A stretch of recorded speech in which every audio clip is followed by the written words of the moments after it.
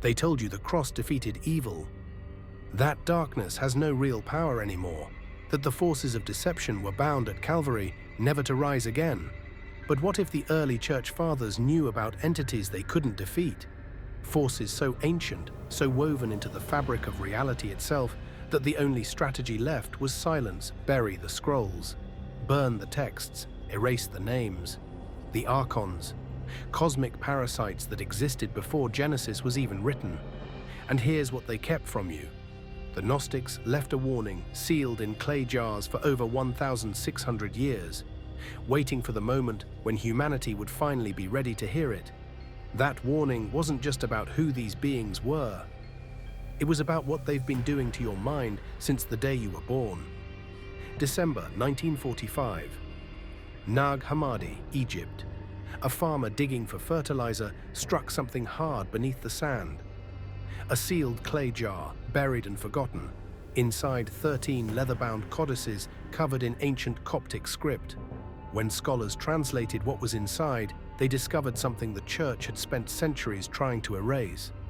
Not just alternative gospels, but a warning, a prophecy about forces that would infiltrate the very institutions claiming to protect humanity from evil. These were the Gnostic Gospels, texts that painted a completely different picture of reality. And at their center was a message so dangerous that it couldn't be allowed to survive. The warning spoke of beings called Archons, rulers of a counterfeit reality, cosmic deceivers posing as divine authorities. But here's what made this unbearable for the church. These weren't fallen angels or demons in the biblical sense. They were something the official canon had no framework for, entities that existed before the creation story in Genesis, operating outside the carefully constructed timeline of sin, fall, and redemption. The Gnostic warning revealed that the physical world wasn't created by the ultimate God, but hijacked by a lesser power. A blind architect the texts called Yaldabaoth, the Demiurge. This being, born from a cosmic error, looked out at the void and declared, "I am God, and there is no other." Sound familiar? Those exact words appear in the Old Testament. But according to the Gnostics, that voice belonged to an imposter, a flawed creator who couldn't see beyond his own limited creation. And he wasn't alone. Yaldabaoth created servants to maintain his counterfeit kingdom. 12 Archons aligned with the zodiac, 7 planetary rulers tied to the wandering stars, 365 Archons governing the days themselves, a vast cosmic machine designed to trap consciousness inside cycles of time, matter, and endless repetition. These weren't celestial bureaucrats. The Gnostic texts describe them as reality engineers, architects of a prison so subtle you'd never notice the bars, because the bars aren't made of iron. They're made of perception. The word Archon comes from Greek and means ruler or authority. But the Gnostics didn't see them as divine overseers. They saw them as parasites, beings that cannot create, only imitate, entities that cannot generate light, only distort it, forces that survive by feeding on human consciousness itself. They harvest your attention. They consume your emotional energy, particularly low-frequency states like fear, shame, anger, and despair. And they've built an entire system to keep you producing exactly those frequencies without ever realizing what's happening. This is what the warning revealed. You're living inside a hijacked reality where your thoughts aren't entirely your own, where the world has been designed to keep you distracted, divided, and asleep. The Archons don't need chains when they can control perception. They don't need armies when they can whisper into your mind and make you think the voice is yours. And the church knew. The early fathers read these texts, understood the implications, and made a choice. If the Gnostics were right, if archonic forces existed outside the biblical framework, then the entire narrative of sin and salvation became secondary to something far more disturbing. A cosmic deception that began before humanity's fall. That's a truth the institution couldn't survive. So they buried it, condemned the teachers, burned the libraries. But the warning was never meant for the Gnostics' own time. It was written for ours. And now that it's surfaced, something has shifted because the Archon's greatest weapon has always been invisibility. The moment you see the pattern, their power begins to crack. But here's what the church feared most. The Gnostics didn't just identify these beings. They explained exactly how the Archons maintain their invisible empire and why your thoughts have never been as private as you believed.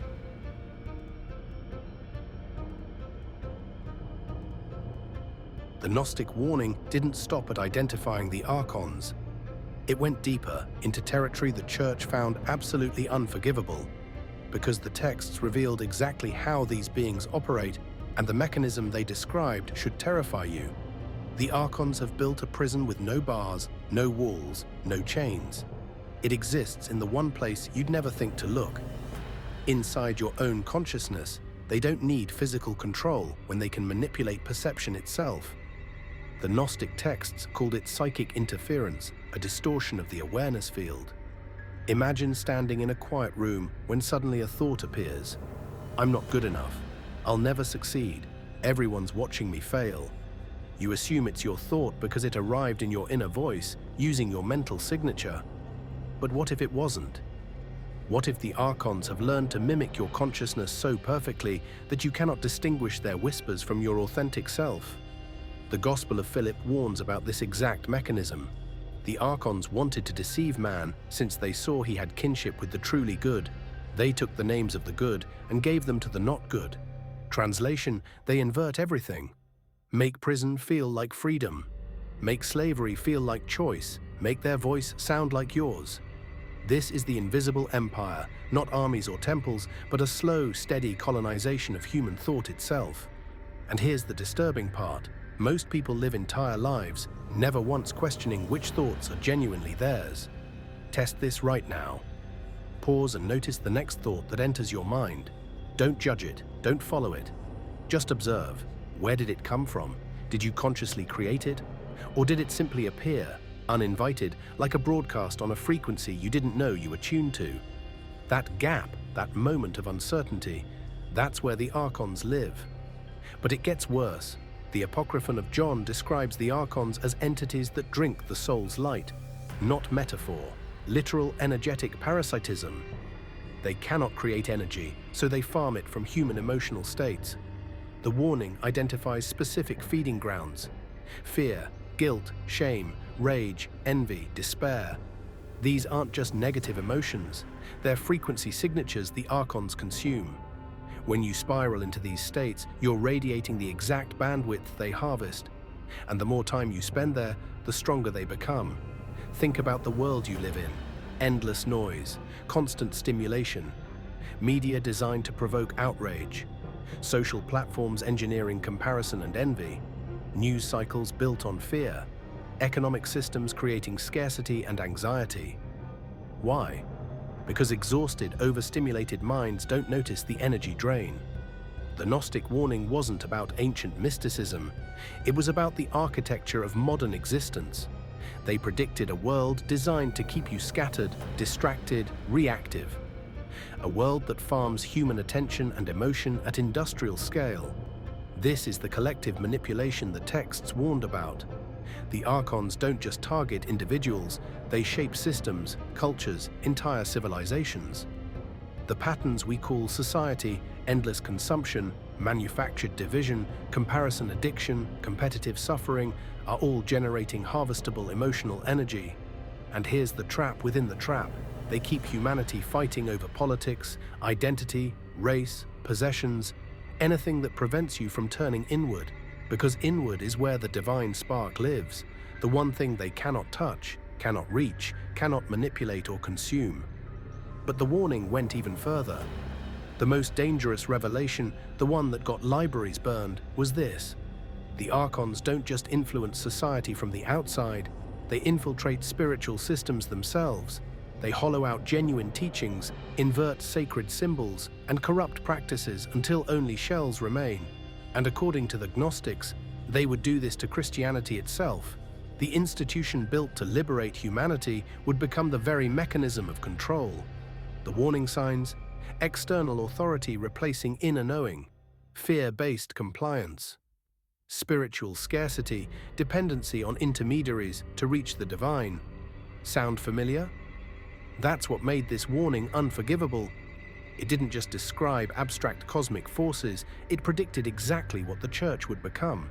If you're starting to see the pattern, if something in this resonates with what you've always sensed but couldn't name, make sure you hit that subscribe button and turn on notifications. Because the deeper this warning goes, the more dangerous the truth becomes.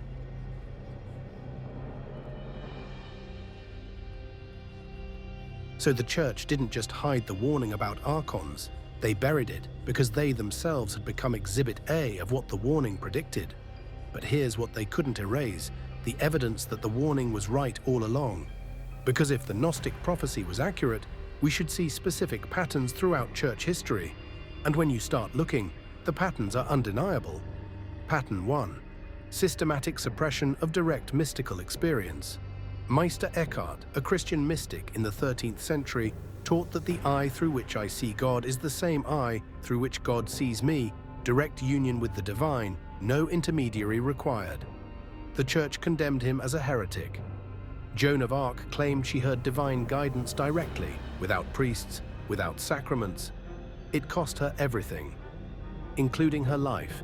St. John of the Cross wrote about the soul's direct ascent to God through inner contemplation. His own Carmelite order imprisoned him in a windowless cell for 9 months. See the pattern. Anyone claiming direct access to the divine, anyone bypassing institutional authority, was silenced, exactly as the Gnostic warning predicted. The Archons cannot allow direct connection because it dissolves their control entirely. Pattern 2. Violence against communities teaching inner knowing. In the 12th and 13th centuries, southern France saw a Gnostic revival. The Cathars believed the material world was ruled by a false god, and that the inner light was the true path to divinity. They lived simply, rejected church authority, and taught that every soul could access the divine spark within. The Church's response? The Albigensian Crusade, 20 years of systematic extermination. Estimates range from 200,000 to 1 million killed. Pope Innocent III reportedly said, "Kill them all, God will know his own. Why such brutality?" Because the Cathars were living proof the Gnostic warning was real. They demonstrated that humans didn't need the Church, didn't need the sacraments, didn't need the fear, and that truth was worth genocide to suppress. Pattern 3. Destruction of knowledge itself.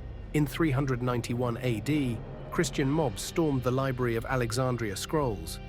Codices, irreplaceable texts preserving pre-Christian wisdom, all burned. This wasn't accidental loss, this was systematic erasure. The Gnostic warning predicted this too. They will destroy what they cannot control. But perhaps the most chilling evidence is in the doctrinal inversions themselves.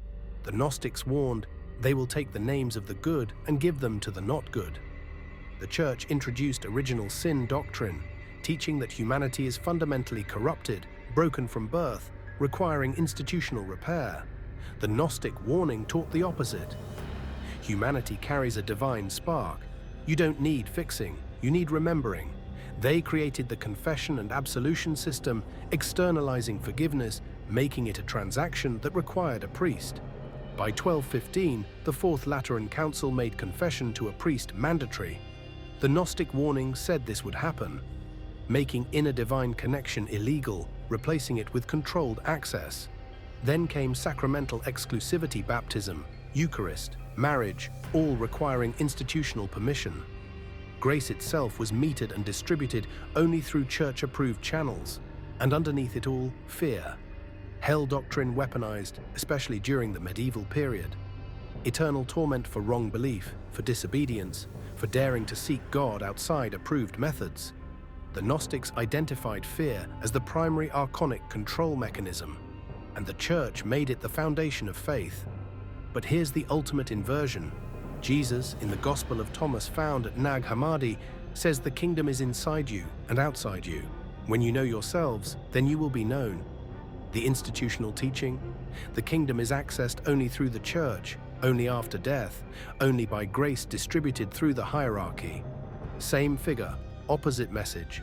One liberates consciousness, one controls it. And if you're wondering what else might be hidden, consider this. The Vatican's secret archives contain 53 miles of shelving. Access is severely restricted. They claim it's mundane documents. But if that's true, why the secrecy? The pattern of information control is itself evidence. because hoarding knowledge is archetypal archonic behavior.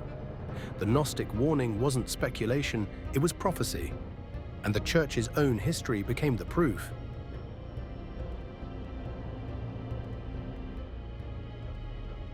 But the Gnostics knew this would happen. They knew the warning would be buried, the teachers silenced, the texts destroyed. So they did something brilliant. They encoded the method for breaking free in symbols, practices, and mystery traditions that survived the purge. Because you can burn books, but you cannot burn consciousness itself. After the 4th century suppression, the Gnostic warning went underground. It was preserved in Egyptian mystery schools, in Hermetic teachings disguised as alchemy, in sacred geometry encoded into cathedral architecture. The Gothic cathedrals rising across medieval Europe, built by stonemasons who claimed inheritance of ancient knowledge, contained the same geometric principles Plato described, the same patterns the Gnostics recognized as keys to perception.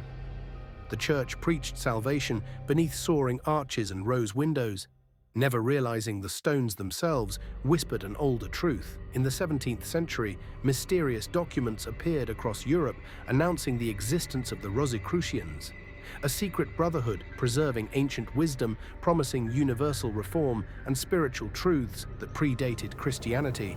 Then came the Freemasons, their symbols, the compass, the square, the all-seeing eye, traced back to the same geometric principles.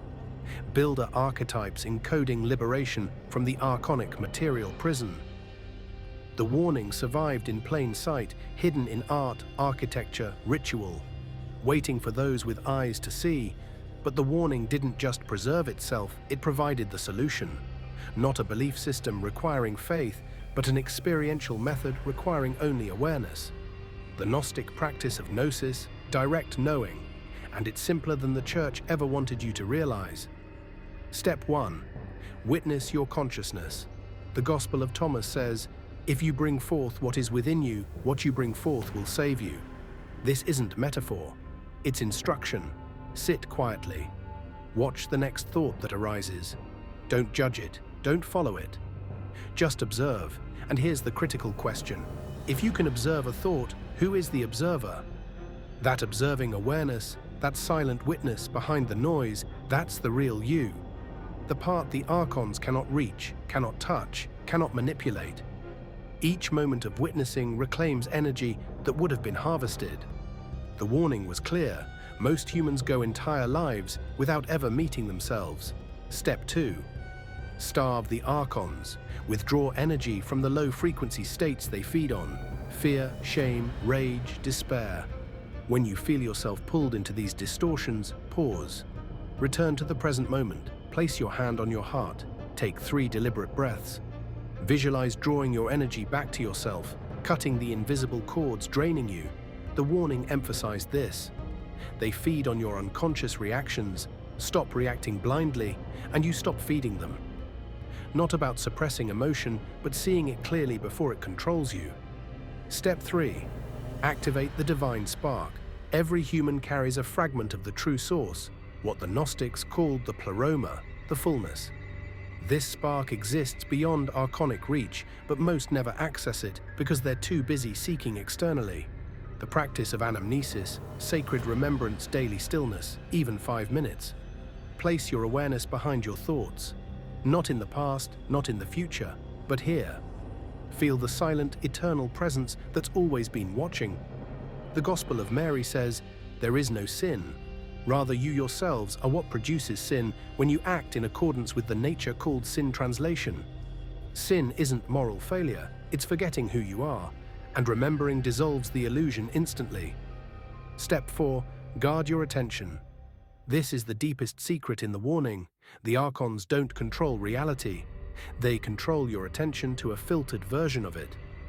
Where attention goes, energy flows. Where energy flows, reality grows. Throughout your day, notice where your attention is pulled. Is this uplifting or draining? Am I choosing this focus, or is it choosing me? Every conscious redirection is an act of sovereignty. The warning states clearly, your attention is the battlefield. Win it, and you win everything. And here's why the Church couldn't allow this method to spread. It required zero institutional mediation.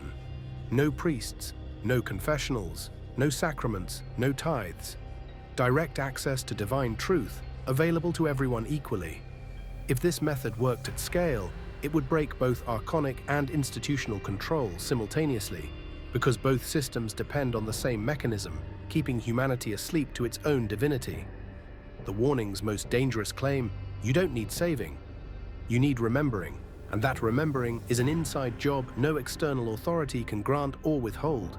This is why they buried the warning for 1600 years, and why, now that it's resurfaced, the choice falls to you.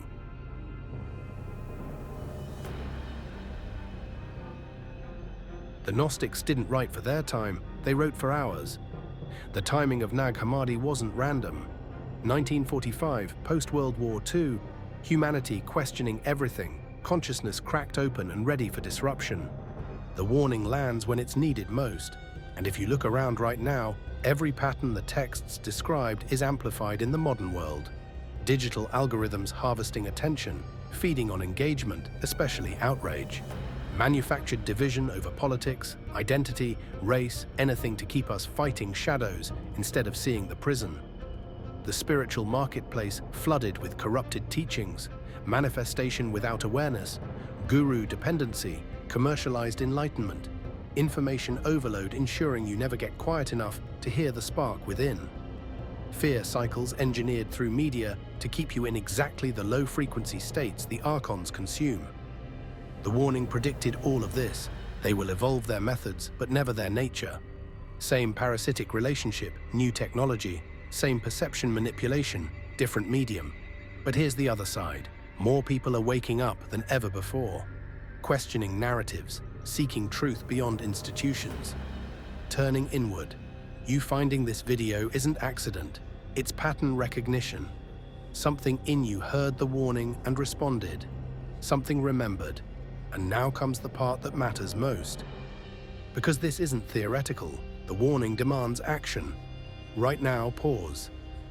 Take a breath. Notice the next thought entering your mind. Don't judge it. Don't follow it. Just observe. Where did it come from? Is it even yours? That observing awareness, that quiet witness, that is what the warning was protecting. That is the part of you nothing can touch. Throughout your day, practice this. Notice when you lose presence, anger gripping you, distraction pulling you, fear spiraling. Each moment is a signal, energy being lost here. Don't judge yourself. Use it. Return to stillness. Return to light. When fear arises, feel where it lives in your body. Don't resist it.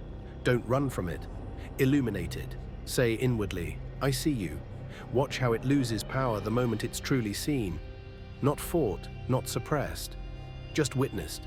Before you sleep tonight, try this. Close your eyes and say, I remember the light. Feel it behind your thoughts, beneath your emotions. Silent, eternal, unshaken. That's your divine spark. The fragment of source the Archons cannot reach, cannot manipulate, cannot consume. The Gnostic ritual requires no temples, no incense, no external tools. The altar is your awareness. The prayer is your attention. The salvation is your remembrance. And here's what terrifies them most. Not that you'll fight them, conflict feeds them, but that you'll remember who you are. Because when you awaken to the source within, all illusions collapse, not just personal illusions, but collective ones. Every individual who sees through the deception weakens the entire system. This is why the warning emphasizes, when enough sparks awaken, the Archons lose their power, not through battle, but through mass remembrance, a quiet revolution of consciousness spreading person to person, awakening to awakening. The Church knew this. The Archons know this. That's why both systems spent millennia keeping humanity asleep, distracted, afraid, divided. But the warning wasn't just information, it was activation. A frequency encoded in words designed to trigger recognition in those ready to hear it. And if you've made it this far, if something resonated, if you felt that strange pull of familiarity, then the activation has already begun. The warning the Church buried for 1600 years has reached you, not by chance, not by algorithm, by resonance, The Gnostics sealed it in clay jars beneath Egyptian sand, waiting for the generation that would need it most, waiting for souls brave enough to question everything, waiting for you. The Archons exist not as monsters in the dark, but as patterns in consciousness, patterns that dissolve the moment they're truly seen.